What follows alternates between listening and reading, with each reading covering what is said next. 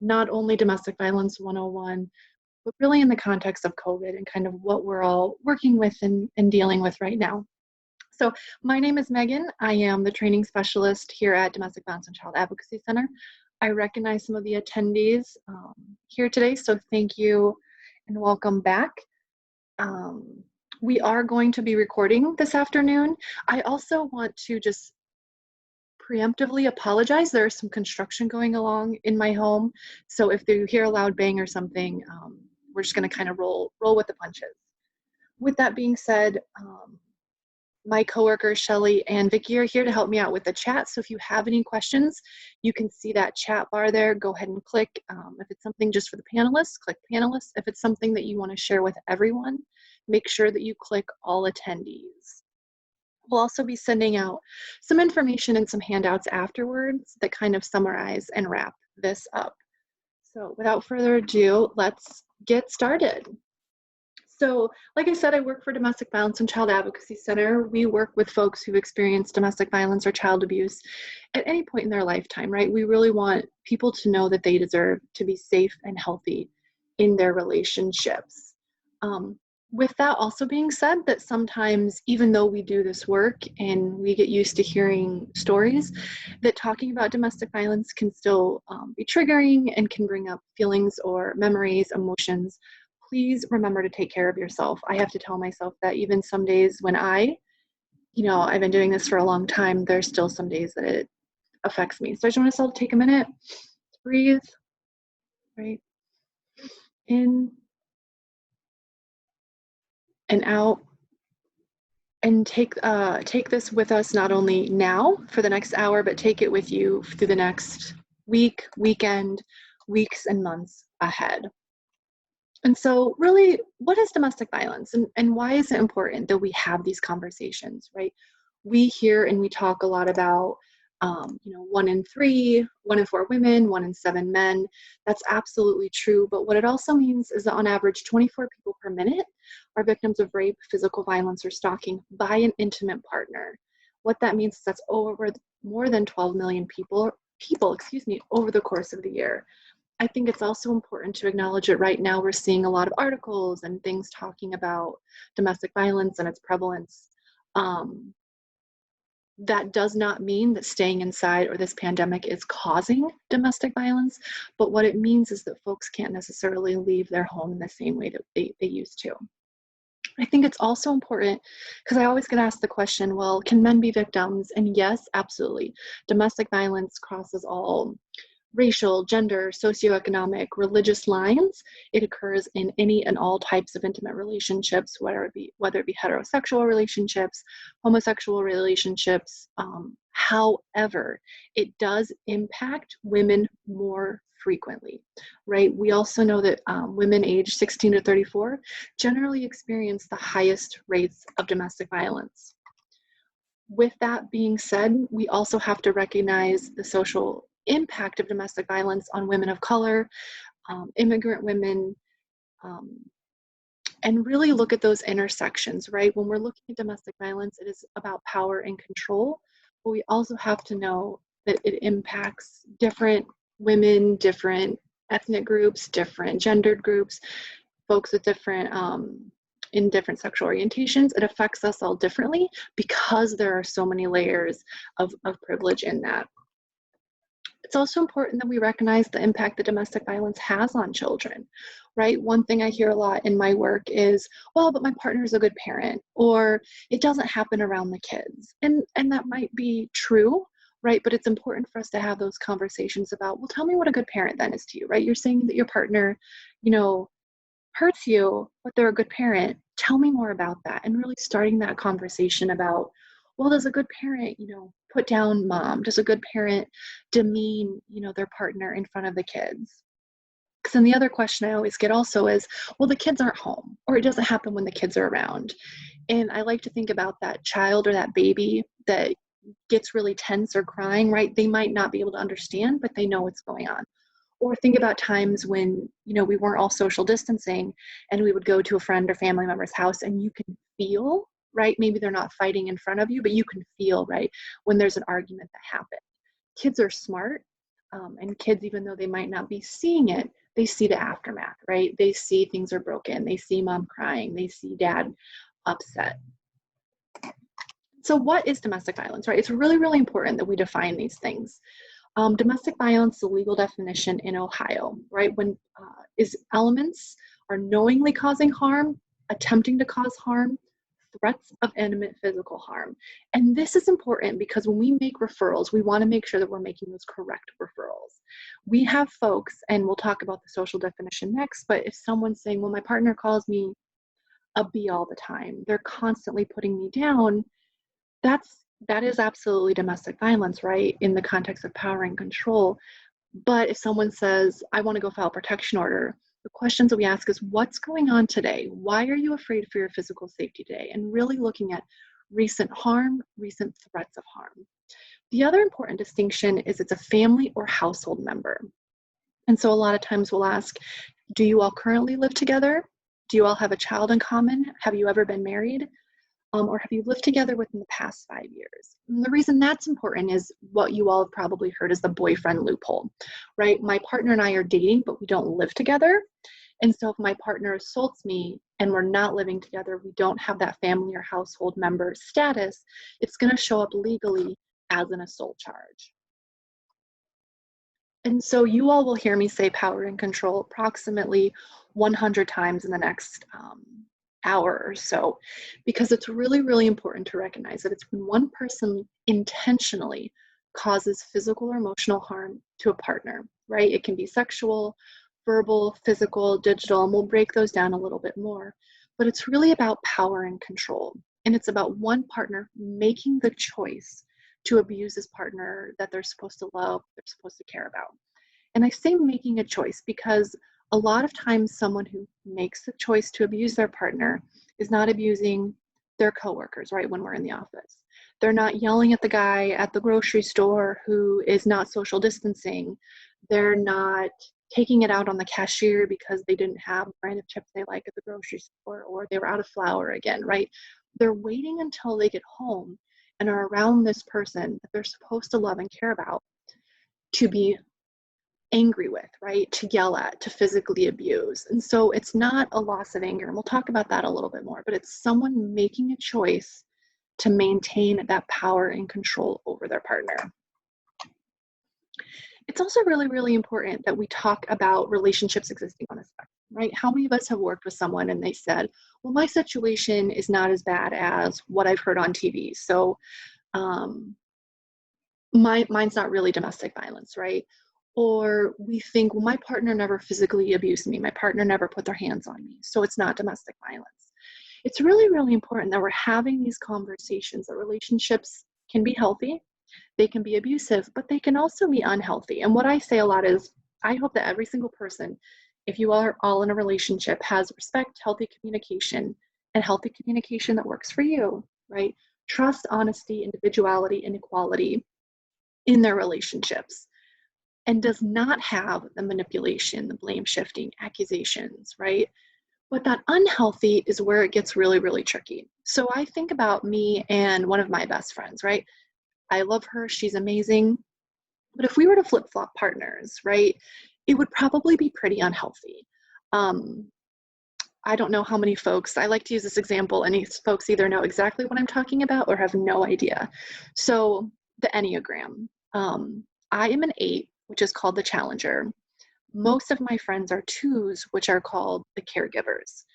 And so we are both, right, hopefully in healthy relationships, but I am much more, as a challenger, much more straightforward, much more like, just be direct. She's much more, well, tell me how you feel, what's going on.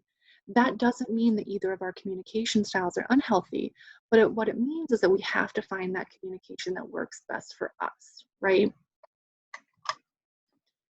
And so let's break down some of those myths, right? These are things we hear from friends, family members, even folks that we're working with. It's just a momentary loss of temper. No, domestic violence is not an anger management issue, right? Anger management is, like I said, getting mad at that guy that cut you off when you're driving down the road, getting mad at the construction behind my house because they've been what seems like hitting a hammer for the past 4 hours, right? And then I'm going to get angry. I'm going to lose control. Domestic violence is a choice that someone is making. So this can always just walk away, right? Why did they stay? We'll break down reasons towards the end about why it's so difficult to stay, but we know that when someone makes that choice to leave a relationship, that's when their risk for danger, for potential lethality, is at the highest, because that's when that perpetrator, that abuser, has lost that control, right? If a violent episode doesn't happen often, the situation is not that serious. This is one thing that we have to really talk with our folks that we're working with, our individuals in our family, because I hear this all the time.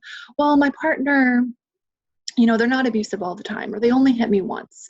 And so it's important to break down that, okay, tell me more about that, right? When you say the abuse has only happened once, say what you mean by that, right? And really letting them know that, okay, so it's not physical all the time, but that doesn't mean it's not domestic violence. And talking about, right, those different types of abuse. So verbal and emotional, physical abuse, digital abuse, right? This one we'll spend a little bit more time on today because it's so prevalent right now in what we're all working with. Sexual abuse and financial. So verbal and emotional abuse, right? This is any non-physical behavior an abusive partner says or does that manipulates or, again, controls how you're feeling, right? So this could look like now providing misinformation. So those of us in Ohio, right, still have a stay safe order. Not the same as a stay-at-home order, but maybe, restaurants are sort of starting to open, they can't open. So maybe it's an abusive person saying, the stay-at-home order actually is going to go through June, right? So you still can't leave the home. At the same time, they're not letting their partner watch the news or be in contact with folks. And so that victim might think, oh man, it's another month, right? Or they might be providing information about how the virus spreads, or misinformation about, what's happening and what's going on. It could also be allowing someone to not access spiritual services or resources. So a lot of us are staying in contact with folks through Zoom, right? When's the last happy hour you all had over Zoom? Church services, support groups are happening virtually. And so an abuser might say, no, you're not going to stay connected to those things, right? I don't trust technology, or whatever their reason or excuses, they're not allowing that person to stay connected. It could also look like threats to harm, right? Normally this looks like, I'll kill you, I'll take the kids, I'll hurt the dog. But it could also right now look like, I'll expose you, right? I'll expose the kids, or I'm going to kick you out of the home and you're going to be exposed. Constant monitoring, right? Threats to harm themselves. This is one I hear a lot with younger folks and teenagers, that if you break up with me, if you leave me, I'm going to harm myself. And certainly we don't want to be responsible for someone that we care about, right? Because we still care about this. We hear a lot, well, I love my partner, I don't like what they do. Now it might look like, well, you don't care if I got sick, right? It wouldn't matter if I wasn't here. Trying to guilt that person into feeling bad. It could also be further isolation, withholding affection, right? It's that, again, that non-physical behavior. That physical abuse, right? Any unintentional, or unwanted contact. So blocking entrances, it could be choking or strangulation, right? Hitting, kicking. It could right now not being able to physically leave. So right now in Cleveland, outside my window, it is raining rather hard, right? So it's going to be, if my partner was abusive, it's going to be hard for me to leave, right? Unless it's probably pretty cold and rainy. Where am I going to go? It's also really, really important to recognize that it doesn't have to leave a bruise or a mark, right? This could be that if my partner is bigger than me, stronger than me, as tough and as strong as I think I am, right? I might not be able to fight back, and my partner knows that. It could also be that my partner's hit me before and they don't have to hit me again because I knew that it hurt, right? Or it could be punching beside a wall or throwing an object. Sexual abuse, right? So a lot of times we think and immediately jump to forced sex or rape, and yes, absolutely it is those things. But it could also be coercive behaviors, right? Controlling or disrupting birth control, right? Well, if you don't want to have sex with me, or if you don't want to do this thing, it's because you don't love me. Ignoring feelings or boundaries. We all have days where, like, I'm going to need you to stay over there. I'm going to stay here. In a healthy relationship, my partner is going to respect when I just don't want to hold hands or sit next to you on the couch today. I'm going to go in another room. We're going to watch our separate shows. Have a good night, right? But it could also be that constant bickering, right? Think about that little kid that wants to go to the park. I'm like, we don't really want to go to the park, but that kid says, come on, come on, come on, come on. And sometimes we just go to the park because it's easier to All right, fine. While you stop talking, we'll go to the park. That can happen again in relationships. Well, if you don't want to have sex with me, come on, come on, come on. Or as a victim, I know that it's easier just to go along with this rather than it escalating to physical violence. Financial abuse, right? The use of finances or resources from one partner against the other. Think about right now, a lot of folks are worried about their employment or their unemployment. Am I going to be laid off? Am I going to be furloughed? And so maybe an abusive partner is using that impact of employment or not allowing them to go to work, right? Disrupting access to stimulus money, disrupting access to tax returns, right? Withholding supplies or necessary items. Maybe it's refusing to give money for necessities, right? I was reading an article yesterday about how the price of groceries has gone up. And so maybe my partner used to give me $100 to go grocery shopping, and now that same $100 isn't going to go as far. But rather than, budgeting more for groceries, they're just going to blame me. No, Megan, you're not buying the right stuff. You're doing this wrong. Withholding insurance cards. It also could be living together but refusing to contribute to the household. Let's look at those intersections, right, of gender. How many of us have read articles that right now women are taking on more household duties, even though we're in a pandemic and even though, there's this virus is happening? That can be used to a perpetrator's advantage. Well, I don't have to because you're the woman and that's how it is. And then digital abuse, right? This one's really, really important because, again, so many of us are staying connected. I've had to learn how to use Zoom. I've learned how to video call and other apps and other technologies to stay connected with folks. And so maybe it looks like one partner tracking who their person is talking to, going through direct messages, going through likes. Why is this person liking all your photos? Why are you connecting to this person? It could also be monitoring who someone follows on social media. It could be that isolation, not allowing a partner to talk. It could look like constant calls or check-ins. Maybe a victim is an essential worker and the abuser is not. And so that abuser is, you have to check in every hour. Or if the abuser is an essential person and the victim is not, call me on FaceTime. I want to see that you're still at home, right? I can't tell you the number of folks I've worked with that said, my partner used to call me on FaceTime and I would have to show them where I'm at, who I'm with, and what's going on. It also could be demanding shared passwords. If those of you that work with or maybe know younger folks, that's kind of normal, right? I always acknowledge I didn't grow up with social media in high school or in college. I think I kind of came in at the tail end of Facebook being a thing. So I don't know how to necessarily navigate that with young folks, but it's really, really important that we have conversations about what that looks like. It could also be unwanted or unsolicited pictures, right? And demanding that partner, well, if you don't, we haven't seen each other in a month because we're staying at home. If you don't want to violate the stay-at-home order, then you're going to need to send me these pictures. And so then it could also be that coercing, like, we'll come out of quarantine because I want to see you, or manipulating that I miss you, but forcing that partner to do something that they don't want to do. It's also really important to recognize what we all know as a cycle of violence, right? Knowing that you're going to fight in a relationship, right? You're going to get annoyed. Who's the person that can drive you the most crazy? Probably your parents, if you have siblings, your family, your best friends, right?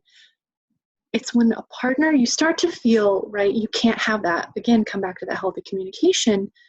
I'm not able to talk with my partner when I'm feeling annoyed or frustrated. The cycle of violence should not occur in a healthy relationship. So what happens is that tension starts to build up, right? Something feels kind of off. Something's going on. Are they getting mad again? Are they going to yell? They're giving me the silent treatment. They're slamming around the house. And then that violence happens, or that explosion. And it could be any of those things we talked about. Yelling, name-calling, physical violence, sexual abuse. But then what happens after that violence? Baby, I'm so sorry. I just had a really rough day. There's this pandemic and it's just gotten so stressed out. And I don't know, I need to be better at dealing with my emotions. I'm so sorry. It won't happen again, right? But what happens is as that I'm so sorry builds into that tension, builds into that violence, is this isolation, right? So when we talk about isolation, it's really, really important that we talk about coercive control.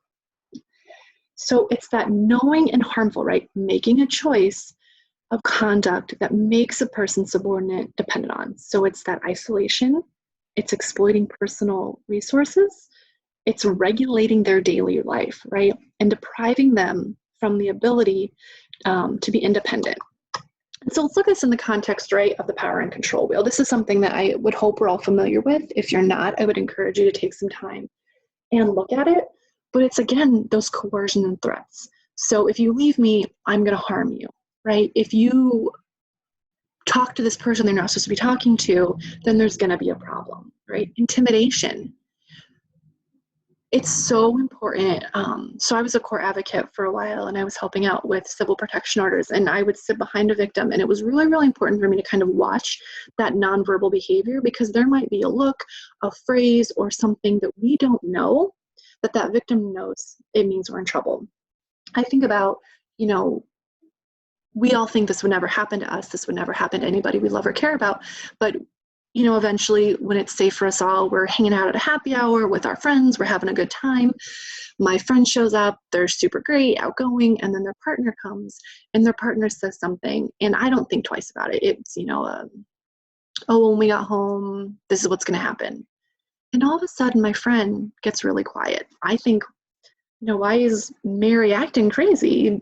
Joe didn't say anything. But Mary knows that what Joe just says means they're in trouble. And so it's using that intimidation, those small things, using that coercive behavior, those threats, that underlying behavior to let the victim know, right? Think about when growing up, the look your mom gave you and you knew, oh, I'm in trouble when I get home, right? That happens or can happen in abusive relationships. That emotional abuse, isolation, minimizing or denying, right? This could look like a victim. I use happy hour a lot, right? We're being wistful for times ahead. And so we're hanging out at happy hour, and Mary and Joe are hanging out, and Joe says something and starts acting crazy. And rather than Joe apologizing, Mary says, I'm so sorry. Joe's had a really rough day, quarantine, right? And so Mary's going to take on that behavior and that blame, or start to deny or minimize Joe's behavior, right? Because it's not about him taking accountability. It's about what's going on in that larger context, right? Male privilege, right? Well, I'm a man and this is what happens, right? This is a woman's role and this is a man's role. And a lot of times this could look like taking spiritual or religious teachings out of context, taking culture out of context, and manipulating it so that it looks like me as a perpetrator, me as an abuser, I'm justified in what I'm doing. It could also be using kids, right? Whereas on the opposite end, what's really, really important is we have these conversations also in the context of equality, right? So it's negotiation and fairness, non-threatening behavior, trust and support, honesty and accountability, right? This is important. We're all going to mess up, right? I hate admitting that I'm wrong, but sometimes on occasion I'm wrong, and that's okay. But it's about saying in a way that, like, hey, Megan, this is what you said, and this is what you did, and it made me feel bad. Oh my gosh, I'm sorry, you're right. And then not just apologizing, but working to change that behavior, right? It's not, I'm sorry you felt that way. It's, I'm sorry that my words said this, right? Shared responsibility and economic partnership. So let's break that down in the context of that power and control and that coercive behaviors, specifically with COVID. So I will send out a video that I took this from that's really, really good, but it's so that intimidation. So maybe it looks like forced excessive hand washing, right? You have to clean, we're disinfecting everything. And so we come home from the grocery store and you are going to disinfect every single grocery and the car and the table and the fridge so that we don't get this. Because if we get this, it's your fault. Screaming or yelling about COVID, exploiting fears, right? I think a lot of us are probably pretty anxious or have some level of anxiety about what the next few months are look like. And so it's, oh, you're anxious, something's wrong with you. Like, why are you so afraid? And kind of poking at that to make that victim feel worse. Violating boundaries or inducing panic, right? Same thing with that isolation, disabling or regulating internet. So you know what, we're only going to be on the internet from 6 to 9 o'clock at night. And during the day, you're going to be cleaning or when you're working, or putting up pop-up blockers. Keeping victims from caring for family or friends. Maybe somebody has someone that they're a caretaker for, but no, you're not going to go over there because it's not safe. And so your family member's on their own. canceling appointments, monitoring activities, prohibiting errands from being able to be ran. Minimizing denial and blame, denying that this is really happening. This is all just a scam, it's a hoax. You know, I don't know why you're so afraid or why you won't go out. We're not wearing masks in this house. Whatever it is, again, because the power is about that abuser. Justifying control is necessary. Well, no, we're wearing masks, right? We're doing this and we're doing all these other things because this is why. This is what I say goes. Blaming victim for exposing family, right? Well, you're the one that's an essential worker. You're the one that has to go out. So if anybody in this family gets sick, it's your fault. Everything is your fault. Blaming the abuse on stress or COVID-19. So I think in my brain, this one goes to similar to someone who maybe is abusive when they drink, right? We know that alcohol is not a reason for someone to be abusive, but it might escalate that. And so similarly, COVID is not a reason for abuse, but it might escalate that. So it might be, well, I'm really stressed out and it only happened because I just saw this news story about how daycares aren't open yet. And so I was really angry. That's why this abuse happened. Children, right? Threatening to take the kids. Maybe someone has shared custody or shared visitation, and rather than doing pickup and drop off at McDonald's like normal, it's no, I don't trust you, so you're not going to get the kids right now, right? Refusing to provide childcare. Yeah, I know you're working from home, and right now I'm not, but you have to not only watch the kids, help them with homeschool, but you also have to do your job because that's your role, right? Denying support or trying to go through with the courts, right? Economic abuse, refusing to allow a victim to work, threatening to evict or kick the victim out of the home, right? You don't want to follow orders, fine. You can go and stay at a shelter. You're not staying here. Refusing to work remotely. Excessive spending. I got my stimulus check, and rather than us putting it towards rent or something, I'm going to go online shopping and I'm going to buy a bunch of new games and a bunch of new clothes, and I'm not going to talk to my partner about how we're going to spend that money jointly. Male privilege, right? So this is in the context of when I get that question, well, can men be abusive? Yes, absolutely. But we still have to remember that there's a place of power, right? That men still hold privilege in our society. And when men are abusive, they oftentimes use that, right? So I'm going to demand your attention. I'm going to disrupt your routines. Or maybe I'm going to demand absolute quiet during work hours. And what's really, really important again, right? And you've heard me talk about it, is that coercion and threats. So focusing obsessively on COVID-19, faking a fever or other symptoms, right? I'm going to cough and I'm going to say, oh my gosh, I must have it. Threatening to report, withholding medical care.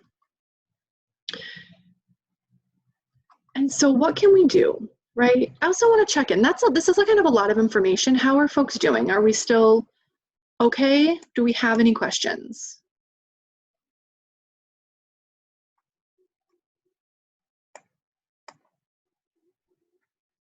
All right, cool. So how can you help? What can you do? Stay in touch, right? This is huge. Reach out to friends or family members. And if you're not quite sure you think someone might be being abused, use it as, hey, I'm just checking in with everybody. I just wanted to see, I'm going through my, oh gosh, I don't know a better word for this, my Rolodex, right? How old do I sound when I say that?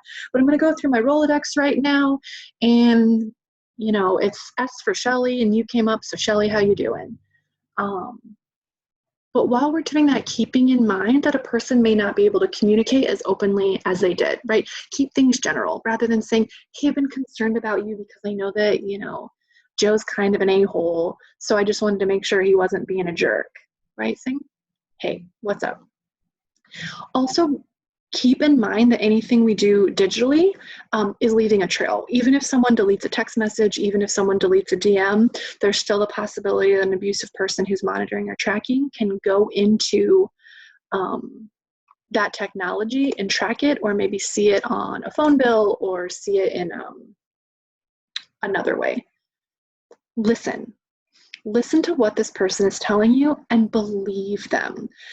This I always say is an example if it's a friend or a family member and you know both people, right? Because think how often we hear about maybe a celebrity and so-and-so celebrity was accused of domestic violence, and the collective world's reaction is, oh, celebrity so-and-so, they would never, I don't believe it. She must be lying. Like, he's such a great guy. And we don't know this celebrity personally. We know them through a movie or a book or music or whatever it is. And we still feel this automatic need for this person that we've never met to defend them, right? To say, this person would never. Now, this might be someone you know, someone you care about, and our immediate reaction might be, so-and-so would never.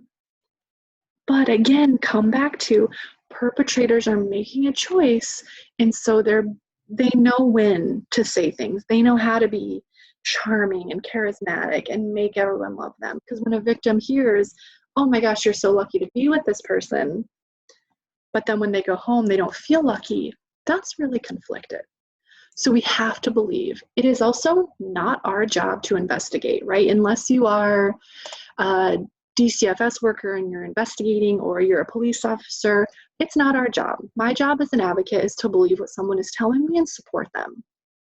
Keeping what they say confidential, right? I'm not then going to go tell, hey, Molly, did you hear what Shelly said? I can't believe it. And then Molly's going to go, hey, Vicky, did you hear what I heard from Megan about Shelly?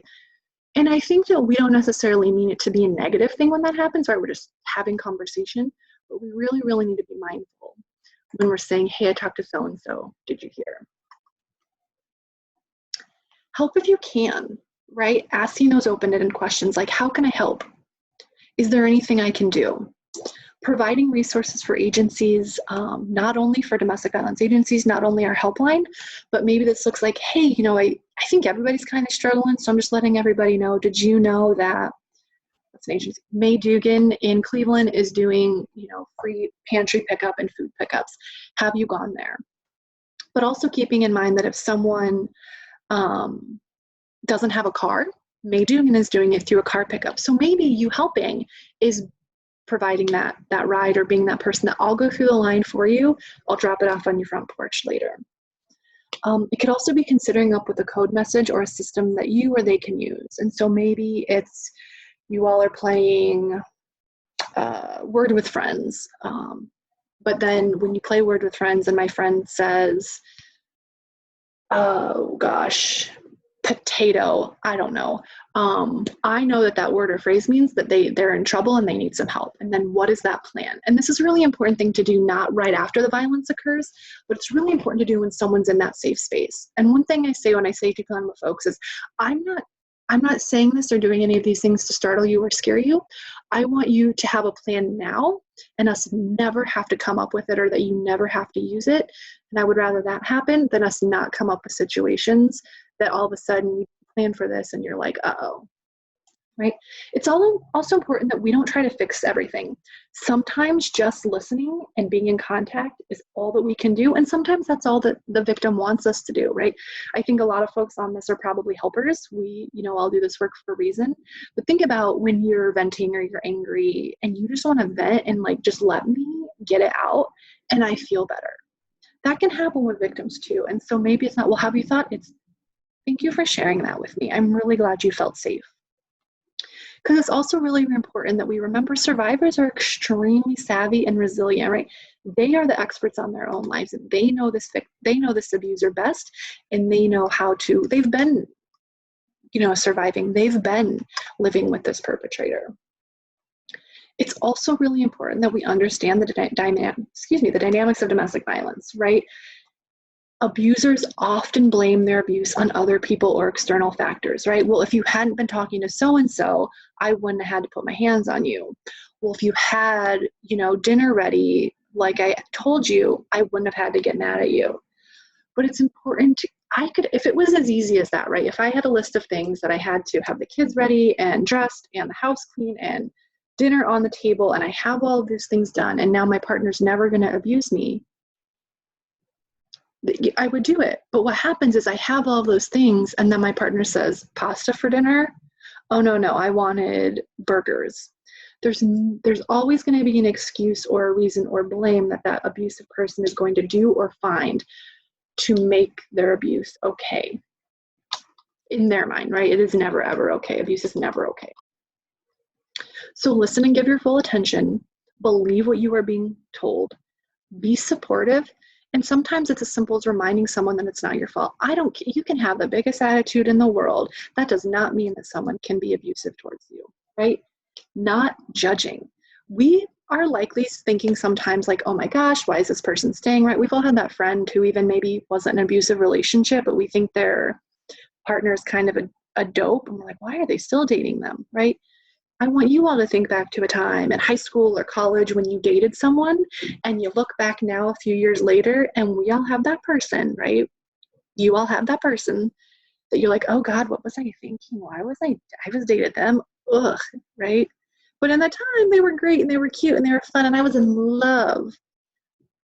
Now add those layers of not only is this person just kind of a dope, they're abusive and they're threatening me and I don't feel so good about myself, right? So it's really, really important that we keep that in our minds.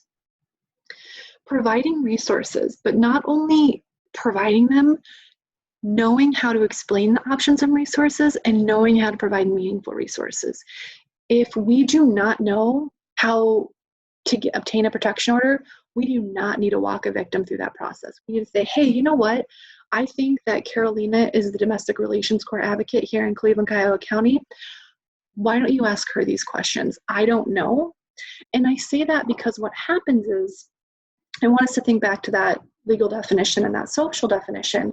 If I make a wrong referral and I tell someone, hey, go file a protection order. So worst case scenario, I was working in domestic relations court. I had a woman come in and she said, I want to file a protection order. We worked through it. I did not think she should file. I did not say that. But I said, here's some things I really, really want you to think about. And here's, the legal standard for a protection order. But I just met her that day. She doesn't know me. The relationship she had had with a different case manager, that case manager told her she should do this and she should file. So she did, right? And that's good that she had that relationship. But what happened is she filed for a protection order and it was denied. And not only was it denied, but what ended up is it backfired. And now when I heard last, he has the kids and is living in a different state. And so that's why it's so, so important for us to recognize that we can't just go file a police report, go file protection order is not always the best option. We have to be really, really careful that we're letting that victim lead what they want to see happen, and that if we're providing options and resources, we're not making it up. If you don't know, say it. I don't know, but I will find out. Or I don't know, but this person might. It's also as simple as, and these are kind of a reminder, refresher for us, like rather than saying, what did you do? I think that's kind of a natural response, like, oh my gosh, what did you do? Stopping, oh my gosh, tell me how you responded. Because that what did you do, even though we don't mean it, can potentially sound kind of victim blaming, right? Or rather than saying to that person, that friend, that client that we have, like, hey, I know you're being abused, right? Imagine if I were to come to you and I said, hey, hi, Vicki, you're in an abusive relationship and we're going to talk about it. Vicki's probably going to get a little defensive. I know I would. What? You know me? No, you don't know me. You don't know my life, right? Saying, hey, I noticed that you're coming late to your appointments. Or, hey, I noticed that you've canceled a few times. What's going on? Like, I just want to make sure that everything's good. Can you tell me what's happening? Right? Opening them up to tell us that either they are being abused or just letting them know that, like, hey, we're here when you're ready, right? Rather than saying, did you do something to try and stop the abuse, right? Because again, did you do something to try and stop the abuse? Say, hey, tell me how you've kept yourself safe in the past, right? Again, this is a really good predecessor for safety planning. Hey, tell me what you've done. Tell me some strategies that have worked. I might have some ideas, but you're going to know best. Let's brainstorm, right? Or rather than why don't you leave, right? If someone hit me, I'd leave. We've all thought it. We're all going to think it. And if you say like, oh, not me, you're lying, right? We've all been there, whether it be a friend, whether it be a victim, right? And we get really, really frustrated when we have these great conversations and someone stays. So we can say like, you deserve to feel safe, right? Everyone, I want home to be a safe space for you because I think you're pretty great and I think you're pretty wonderful. And I know that you deserve a partner that also thinks you're pretty great and pretty wonderful, right? There are people that can help you, right? Rather than saying like, can you just forget it? So maybe this looks like a victim or a friend that got out of their abusive relationship a year ago and you've noticed that they keep talking about it and you're just, oh my God, would you stop? Like, I don't care. Doesn't mean you're a bad person, right? It's just, can be draining. So saying like, hey, I noticed that you still talk about Joe a lot. Have you ever thought about talking to someone, right? Like I think everybody should have a therapist. You can go and you can sit in the room for an hour and a therapist can't tell you to shut up. They have to listen to you. But it's also really, really good to have that kind of unconditional support. And maybe it's not therapy. Maybe it's a support group. Maybe it's church. Whatever it is, it's going to work best for that person. It's also really important, just kind of some more words in your pocket, if you will. I'm really sorry this happened to you, right? You're not alone. Validating. It's okay for you to feel annoyed, angry, unsure of how to feel. It's okay to feel mad or like you're going crazy, right? You're not going crazy. You've been through a lot, and however you're feeling is totally fine, right? Coming back to what makes anger is not inherently abusive, right? Jealousy is not necessarily abusive, but how am I? Come back to that spectrum, and we'll talk about jealousy. So if I see my new partner and we're hanging out and he's talking to a girl and she's kind of cute and I'm like, what's going on? I like her outfit. She's real pretty. My partner comes back to me and I say, hey, who was that? In a healthy relationship, he's going to say, oh, that's Natalie. We used to work together. And I'll say, oh, awesome. I liked her top. And we're going to move on because that trust is there in that relationship and I trust my partner. In that unhealthy relationship, I might say, she's kind of cute. Work together, huh? And tell me more. And I'm going to push it, right? I'm going to push those boundaries a little bit further. In that abusive relationship, I might say, oh, y'all used to work together? Nope, I don't want you talking to her. I saw how she looked at you. No, if you see her, if we run into her again, you are to ignore her, right? Coming back to jealousy is normal. It's okay to feel jealous. It's how I react to that jealousy. Or just like anger, like we're all probably a little bit more on edge nowadays. And so I'm going to be a little bit maybe snappier. I haven't gotten sleep or whatever it is. But that doesn't mean that when I'm angry, I can start calling my partner an a-hole and throwing things at him, right? It means like, hey, I'm going to need to like take a breather. I'm feeling a little right now. Can you go away, right? Can you give me some space? And that's okay, right? We can also say that I'm really glad you're here. I'm really glad you called. Maybe it's a helpline call and this person isn't quite sure what they want, why they're calling, but it can be simple. Hey, you called, and that tells me a lot that you're just ready to do something. I don't know what that is, but I'm really glad that you called, and I'm really glad that you reached out, right? It's also really important for us to not say it's going to be okay, everything will be fine, because we don't know that, right? That's kind of that false hope or that toxic positivity, if you will, but like things can be better. They might not be the same, they might not be perfect, but things can be better. And remembering too that coming back to someone who is in, and especially now if they're not able to leave their home, is living in fear for their safety and is constantly living in fear. Think about where you all hold your tension. For me, it's my left shoulder. And so if I look in the mirror, my left shoulder is kind of up towards my ear. I'm like, oh, Megan, you're stressed out. And so think about if my left shoulder is up, not only like for a day or two, but it's here constantly, that's going to start to affect the rest of my body. Or I broke my foot about a year ago. And when I got out of my boot, I realized that I was still like hobbling. And so that one little foot break then affected my hip, which made my back hurt, right? So think about how that physical stress as someone who's living with constant abuse, it's going to start to impact the rest of their lives and how they function. Health issues, right? Maybe it's stomach issues, maybe it's heart disease, asthma, mental health, right? PTSD, depression, anxiety.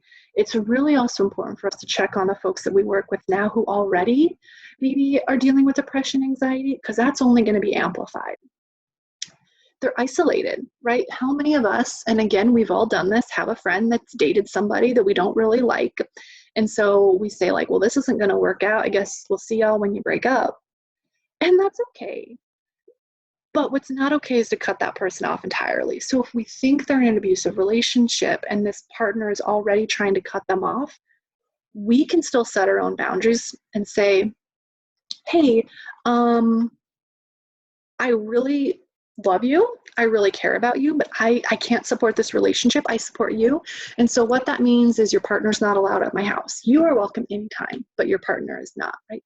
We can set those things. Or think about too, if maybe a victim calls the police and nothing happened, Now they're probably not going to call the police again. Or if the police said, if I come out here again, I'm going to arrest both of you. That's not really going to help me want to reach out again. Or maybe it looks like this person who tried to reach out or tried to tell a case manager or a therapist, and maybe that therapist or that case manager doesn't really understand domestic violence. And so they say something like, oh, well, have you tried, oh gosh, I'm trying to think of something victim blaming. Well, have you tried to be a better partner? Or however they push it back on them. And so that stops and doesn't really validate what this victim's experiencing. And at the same time, the fear of the unknown in general, right? How's my partner going to react today? How are they going to be this weekend? But now add on to the fear of the unknown that most of us don't really know what next month is going to look like. And so that boundaries, right, is really, really important. That we have to recognize that the survivor is the expert on their own lives. And we have a responsibility, and it's really hard for advocates to do sometimes, to set those boundaries, but understanding what our limits are. So it looks like if it's a friend, I support you, I don't support this relationship. But it might also look like as an advocate, hey, my shift ends at 5:30. I am not going to be available after 5:30. I will be back tomorrow at 9. But if you need something at 8 o'clock tonight, it's not me, call our helpline. We feel bad, but it's also, and how I like to frame it, what helps me is that we're modeling healthy relationships. We're modeling for folks that we're working with healthy boundaries, and that it's okay to say no. It's okay to say, oh, this is what I need today. Cool. It's also really important that we recognize that safety planning has changed, right? I saw this in a different place. It said our toolbox is dwindling, and I think that's important, because it might have been before, like, oh, well, you're going to go to work, and at work you're going to talk to your supervisor, but we're not going into work anymore, right? And so we might not be planning for someone to get away, but rather we're planning for a victim to survive, really. And so why are victims staying, right? This the question we've all heard, we're going to keep hearing. Well, why does she stay? Why do victims stay? First and foremost is fear. Well, quite frankly, if my partner said if I ever left, they're going to kill me. And they've hurt me before, so what's to make me think they want to do it again, right? Feelings of helplessness. I called the police once. They didn't do anything about it. I told my caseworker once. They didn't believe me. I told my pastor, and they told me to pray about it a little bit more, right? Whatever that is, and I tried, and I can't do it again. Because even though a lot of us maybe don't have the same job, right? Maybe you're working with, as an advocate, I might also be working with a therapist / police / a different advocate. It's confusing. The system is confusing. And so there still might be that, well, you are all part of the system, right? We're all part of the system. And so if one of us kind of messes up, that unfortunately makes it a little bit tougher for any of us, right? Kids. I grew up in an abusive home without my parents, and I don't want my kids to do the same thing. Or I had a woman one time when I was teaching our DV class. She said, well, every time I tried to leave, he would hand me $500 in cash and take the kids shopping. And full transparency, I was like, I could use $500 in cash, right? But what he was telling her is not only that the kids are not going to be taken care of if you leave, but that you're not going to be able to provide. So I have this money. Are you going to be homeless? Are you going to be, what are you going to do for food and for rent? There's also that denial. I cannot tell you all, and I'm sure you all experience this too, the number of clients or folks that I know that say, well, my experience isn't that bad. Mine's not as bad as what I see on the news or what I heard on whatever. So it's fine, right? I know you all are dealing with real victims. And so again, it's important to come back to that spectrum of just because don't compare ourselves to others. Or I hear victims say, well, I got out, why can't she? Or I left my situation. I'm so proud that you got out of that situation. Well, there's similarities. Each situation is different. Well, I was abused as a child, and this is what I think love is, right? Coming back to domestic violence certainly is that generational cycle of, this is what I see mom and dad doing. So when it happens to me as a teen, this is normal, right? This is just what relationships are. Lack of resources, right? Lots of things are shut down, and so there's not a lot of places for me to go. Economic dependence. I was laid off. My partner still has their job, so I'm going to stay. Loyalty. My partner was with me when my mom passed away, and my friends weren't. The rest of my family wasn't. So you want me to leave my partner who loved and cared about me and supported me when you all weren't there? I don't think so, right? Embarrassment, shame, right? I'm a strong, independent woman. Now I have to tell people that I'm in this abusive relationship. No, thank you. And I think what's also, these all make sense, but what's important for us to recognize is that love, that hope, and that optimism. I think a lot, so I was our teen advocate for a little while, and my biggest frustration was honestly the parents, because the parents would say, well, they're just teenagers, right? They don't know what love is. And that's so minimizing to someone, even if, right, like, think about when you all were 15, like I thought I knew everything. I did not. But if we say, like, this isn't real love, you don't really know what love is, you're just young, or whatever, we might mean well, but we're minimizing. So it's really, really important that we validate you're allowed to love this person. You're totally allowed to love this person. There's nothing wrong with that. But what I want for you is to feel safe. I want you to find somebody that you can love and feel safe with. Because abuse doesn't happen all day, every day, right? It might happen once a day and it might be subtle, right? It might happen a few times a week. It might happen every month, like once a month, right? We don't know, because again, if it was predictable, I could stop it. And it's also really important to recognize and that it's gradual, right? We start dating folks that we start to date because they're cute and they're funny and they make me feel good. And that one time of like, hey, Megan, who was that guy in the grocery store you were talking to? Or I think another really good example is we've all dated someone that they have a friend that we don't really like, right? That we think, I don't quite trust their motives. Does that mean we're abusive? No. Have we had a conversation with that person? Yes. But someone who is abusive is going to manipulate that. I don't really trust this partner, right? Why don't you stop hanging out with Adam if I'm not around? Like, I only want you to hang out with Adam in groups. I only want you and Adam to hang out when I'm around. You know what? I don't want you hanging out with Adam at all. And it's going to be that gradual. It's really easy to see me hang out with Adam all the time to not seeing Adam at all. It's not as easy to see hang out with Adam only in groups, hang out with Adam only when my partner's around. And so we have to really, really have to remember that. So as we kind of wrap up, I'm going to skip over just kind of, this is information from NNEDV, and I will send this all out as we start to kind of general safety plan. But we've got about, trying to do math, 7 minutes. How are we feeling? Are there questions, right? This is I want to say this is a lot of information, but it's also kind of brief information, if you will. It's a DV 101. So what questions or what are things that we all, or situations you all are seeing?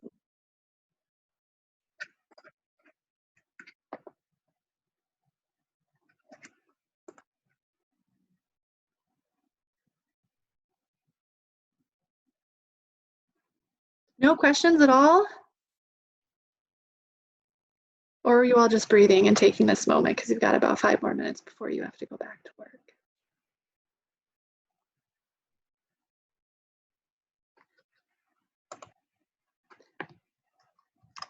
All right, well, if there are no questions, we're going to end about 5 minutes early. I do want you all to know, though, as we kind of wrap up, that we are still here. We are still open. Our helpline is on there 24 hours a day, 7 days a week. Folks can call, folks can text. Our live chat is up on our website. Our shelter is open. Our advocates are working. Vicki, who's on the line, is working. She's going to, I don't necessarily think she's going to court, but she's still working with victims, and she could tell you exactly what the courts are doing. Our therapists are still seeing folks. Our support groups are starting to run virtually. And so we're still here. And if you're not from Cleveland, make sure that you're looking up your organizations, because they're likely doing advocacy, and they're doing it in a way that just might. Okay. Allison says, I have run into situations. Yep. Yeah, absolutely. Situations where it's physical, doesn't want a defendant to get arrested, right? And that we hear a lot too. Like, I don't want my partner necessarily to be arrested, because then they're going to go to jail and they might lose financial income. They might lose their job. But especially now, right? I want the abuse to stop. I don't necessarily want to expose. And jails, right now are having a lot of testing positive for COVID and for Corona. And so it's scary. And so what I would say, is acknowledge that. And like, I think one thing folks think is like, well, Megan, if I tell you you're going to call the police, no, that is not my job. If you want to call the police, let's walk through what that might look like. If you don't want to call the police, let's walk through and talk about what that might look like. So it's really letting them know, yeah, but that's a really good point. It might even be more so now because we don't want folks to get sick, right? Coming back to, I love my partner. I don't like what they're doing. We're not going to send out the PowerPoint, but we're going to send out a couple handouts. I'll send out a couple, resources, and then we will post this on YouTube hopefully next week for you. On our YouTube, it's just that if you go to DVCAC Cleveland, I can send it to folks.